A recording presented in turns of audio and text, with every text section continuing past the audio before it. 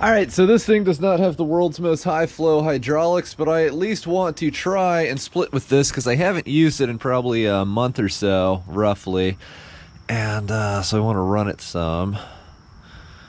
Got the screw and dipstick here, which is nice because it keeps the dust out, but it's kind of a pain if you're checking the oil.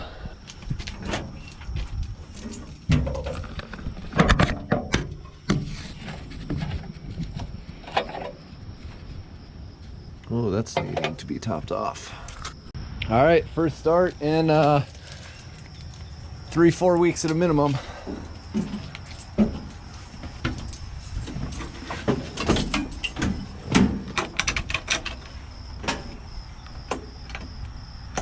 Oh.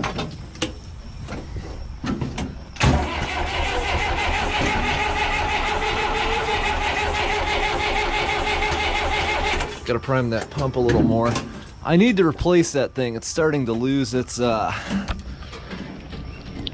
abilities here. All right, it firmed up a lot.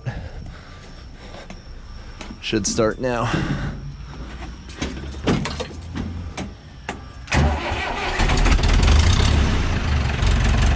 There we go. Got oil pressure.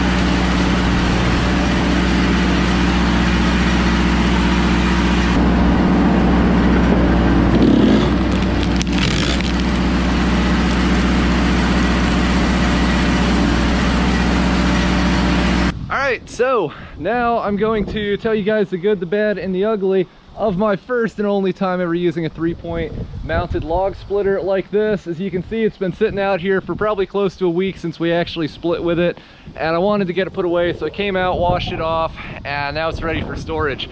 So what is good about these setups? What's good is that unlike, well, I'll put it this way, I just topped off this tractor with fuel. After running this for about 9 hours splitting wood with it, and this is a pretty good sized tractor as you can see, after running this for 9 hours splitting wood with it, it drank less than 7 gallons of fuel. And I know this because the fuel tank in it was not completely full when we started, and then I pour 7 gallons in it and it's overflowing all over the place. Even I didn't think it was going to fill up that quickly.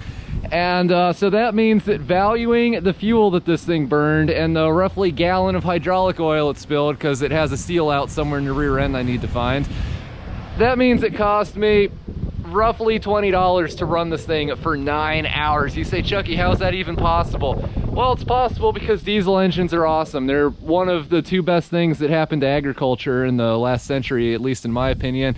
And people who know anything about how engines work, especially diesels, will tell you that fuel usage isn't dependent on RPMs so much as it is on load. So this thing, while it's sitting there at pretty much full throttle all day, it's really not working at all. In fact, the only time the engine even could tell there was a load on it is when that wedge stopped in a piece of wood, and even then it's just a quick grunt until I release the hydraulic lever. So the tractor really didn't do all that much work in that amount of time, and the fuel usage is simply excellent. So the good about these things is that they just work. You don't have to screw with them. You know, for $20, I can't even imagine being able to keep a small engine in operating condition for a year for parts, downtime, and just in general problems for $20. I don't see how it can be done. I've got a little Honda GX. Those are the only small engines I've ever been around that just work. You don't have to screw with them. They're not always broken 100% of the time.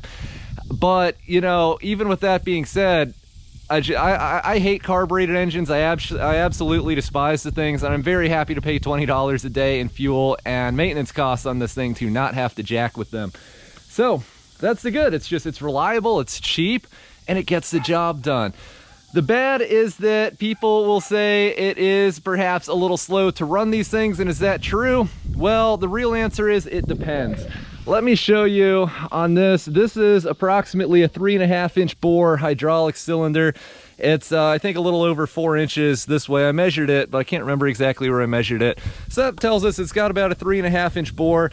And on the tractor's hydraulic system, which like I said, really isn't even all that good. It's like 7 or 8 gallons a minute of flow.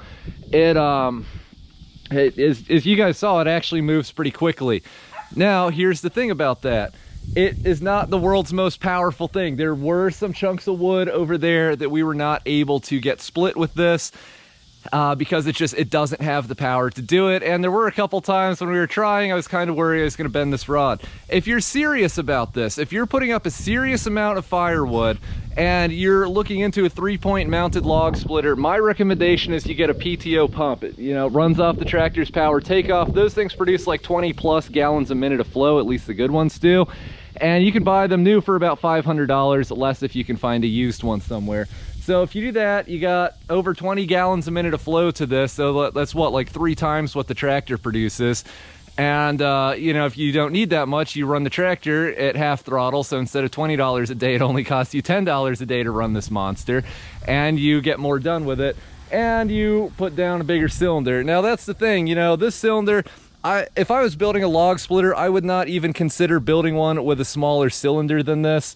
I really wouldn't mind if this was actually a couple sizes bigger, even if it was slower, because like I said, I have tractors that put out a lot more hydraulic flow than this thing. I just wanted to use this because I really haven't run it since first cutting this year. So the bigger the cylinder, the more power it will produce, the more it's able to force its way through a piece of firewood. But the downside is the slower that it fills. So if this had like a 6-inch cylinder on it, it would go through anything, but it would also be slower than, you know, whatever dad joke you want to work in there. So that wouldn't be very good. So here's what I'll say.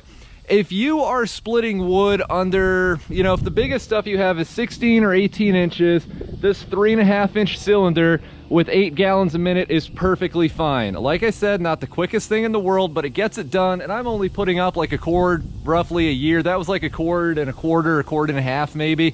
So it's not like I'm trying to put out 50 cords a season and sell this stuff. So if those are your applications, if you're putting up less than 5 cords a year, let's say, and you know, especially if you have children who you can conscript into service helping you with this, this is definitely perfectly fine. But if you want to get things done faster, or if you're going to build one of these and you can put out, you know, the extra $100 for a bigger cylinder or whatever, I would really like to have a 5 or 6-inch cylinder on this. Not this specifically. I think with that much hydraulic power, we need a bigger I-beam and a bigger frame. I think this could be good with a 4, maybe 4.5-inch cylinder, but anything more than that, if it really holds up, I'd be worried about it bending the beam that it's on or breaking off the front of this thing. But yeah, anyway, where I'm going with this is for the use like what I have in mind. This is perfectly fine. But if you're going to be serious about this, if you are putting up like 20 cords a year or something, what I recommend is a bigger cylinder and a PTO powered pump. And it's great because you don't have to jack with carbureted engines. It's one less thing to maintain, and it works perfectly fine. There's no issues with this. It's just, you know, sizing it to your specification, and I got no regrets about buying this thing. I know that people on the internet love to hate on 3-point log splitters. I don't see why. Yeah, like I said, it is not the world's fastest thing, but if you're only putting up a few cords a year, it's just not that big a deal. It's less to maintain. They're cheap to buy. They just plain work. Why doesn't everyone have one of these things? I love this thing. No regrets about buying it. And yeah, I'm going to set it out of the way, and I guess we'll use it in a year or so once all that firewood's gone. Thanks for watching. Don't forget to rate, comment, and subscribe for more. I'm very, very happy with this. This is the best $300 I spent in a long time. And honestly, it was kind of fun to use, even with that being said. So yeah, very happy. Thank you.